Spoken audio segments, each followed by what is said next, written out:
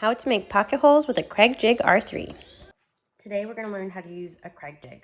I'm using the Kreg Jig R3 and I'll walk you through how to set it up and how to use it. I'm using wood that is 3/4 inch thick, so make sure you measure what you're going to use because it really affects how you're going to set this up. So to start, let's take this little setup. You'll see on this side it tells you different thicknesses. This is about the thickness of the wood that you're using.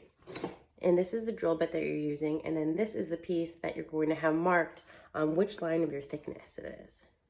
You're going to take your drill bit and slide it in here, and then measure, make sure it's pushed all the way to the ground, to the back, and measure where you want the top of this to go. So I said 3/4, and then you're going to tighten it with this little Allen wrench. You're going to tighten it, so make sure it's really on there. So now that you have your wood clamped down, you're going to take the actual Kreg Jig, and the same thing that we did with the drill, we're going to make sure that these are lined up, the arrows are lined up to the thickness of our wood. You can just squeeze those little guys and you can adjust it based on what you're working on. Now I'm going to clamp the Kreg Jig down to my wood. There is special Kreg Jig clamps. I don't find it necessary. And there is these little ledges at the end, so you can place just over your wood to make sure it's always in the same spot for where you're putting it in. I'm going to just clamp down. Now let's do the drill. So you want to make sure you start your drill before you put it into these holes. You can potentially break off this bit, and that would be a real bummer because these things aren't the cheapest. So you're going to put it in. Sorry for the noise.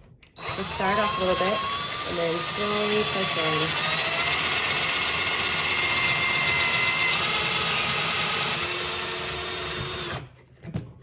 Let's do the other one.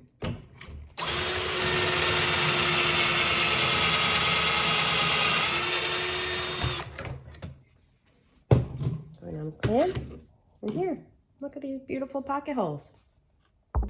And then with your Kreg Jig, you're going to take the one that's more like a screwdriver.